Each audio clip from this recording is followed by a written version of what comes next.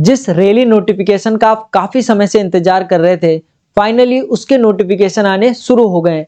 ये notification ARO office मंडी हिमाचल प्रदेश द्वारा निकाला गया है।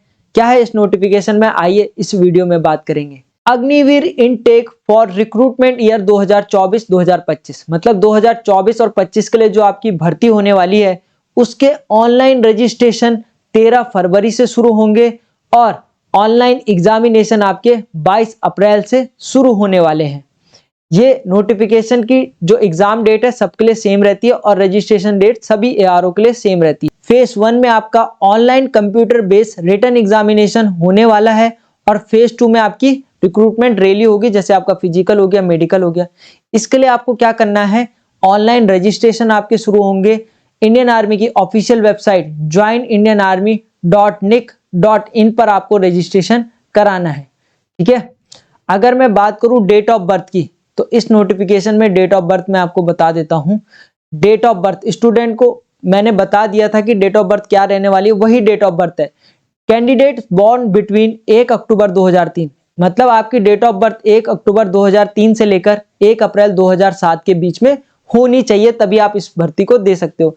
जैसे आपकी डेट ऑफ बर्थ है मैंने मान लिया 1 सितंबर 2003, तो आप इसको फॉर्म को नहीं भर सकते, क्योंकि 1 अक्टूबर के बाद वाला स्टूडेंट फॉर्म भर सकता है। 1 अक्टूबर के बाद वाले फॉर्म का मतलब कि जिसकी नवंबर दिसंबर 2003 होगी वो भर सकता है, जिसकी जनवरी फरवरी मार्च अप्रैल 2003 होगी वो नहीं भर सकता। अक्टूबर से नीचे वाला ही भरेगा और 1 अप्रैल 2007 जिसकी डेट ऑफ बर्थ होगी वही स्टूडेंट भर सकता है।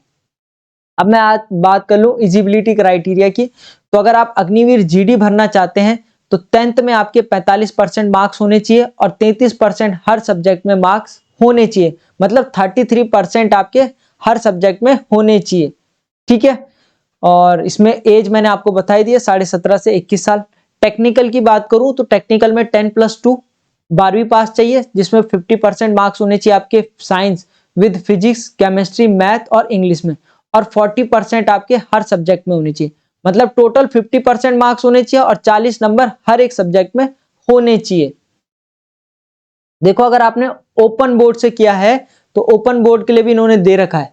ओपन बोर्ड के लिए क्या, 10+2 intermediate pass science with physics, chemistry, math, English of any state education board, central board, NIOS, ITI course, अगर आपके पास आईटीआई भी है। अगर आपने एनआईओएस ओपन बोर्ड से किया है और आप जेन्युइन कैंडिडेट हो तो आप इस भर्ती को दे सकते हो। बाकी आईटीआई वालों के लिए mechanic motor vehicle, mechanical diesel, electronic mechanic, description में मैं डाल दूंगा, आप देख लेना इसे। अगर मैं बात करूं, आपको पता ही होगा कि क्लर्क में टाइपिंग हो गई है।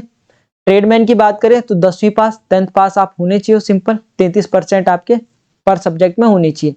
8th पास की बात करूं तो आप 8th पास होने चाहिए और 33% पर सब्जेक्ट में आपके होने चाहिए। एज वही रहेगी 17.5 से 21 साल। बाकी अग्निवीर जीडी, अब देखो हिल एरिया है तो आपको 163 सेंटीमीटर हाइट चाहिए होगी। जैसे मैं बेसिकली उत्तराखंड से बिलोंग करता हूं और हमारा एआरओ पड़ता है लैंसडाउन, और हम हिल एरिया में आते हैं तो हमारी हाइट 163 सेंटीमीटर रहती है। बाकी बॉडी मास इंडेक्स के हिसाब से इन्होंने दे रखा है।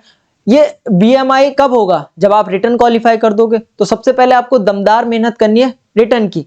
और अगर आप अपनी तैयारी को एक उड़ान देना चाहते हो तो जीटी डिफेंस एकेडमी है आपके साथ। हमारे ऑफलाइन या ऑनलाइन कोर्सेज से आप अपने तैयारी को दे सकते हो एक नई उड़ान।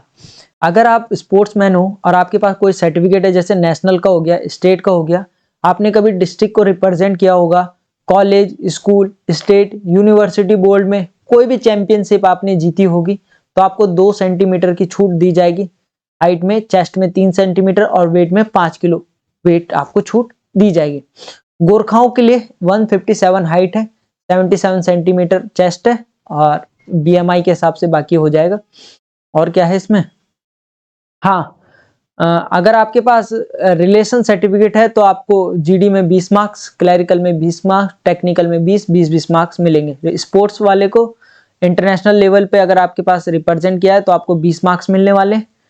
ठीक है, सीनियर जूनियर लेवल पे अगर आपने कोई मेडल जीता है तो 15 मार्क्स, और कोई चैंपियनशिप यूनिवर्सिटी को रिप्रेजेंट किया तो 10-10 मार्क्स आपको मिलेंगे। बाकी इसमें अगर आपने स्टेट, नेशनल लेवल या खेलो इंडिया को भी रिप्रेजेंट किया है, खेलो इंडिया गेम खेले हैं, तो जीडी में 10 मार्क्स, बाकी सब में आपको 10 मार्क्स मिलेंगे।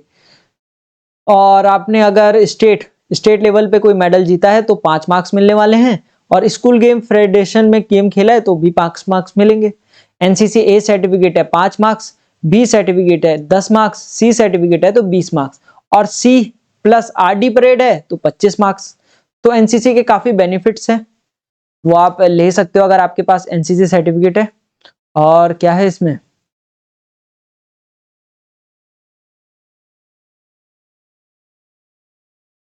बाकी वही अग्निवीर का जो था सैलरी का वो तो आपको पता ही होगा, बाकी इसमें कुछ है नहीं। ठीक है, बाकी फेज 2 की बात हम फेज 2 में ही करेंगे जब आपका फेज 2 शुरू होगा। बाकी आपका अगर आपको कोई डाउट हो तो आप कमेंट सेक्शन में लिख दीजिएगा।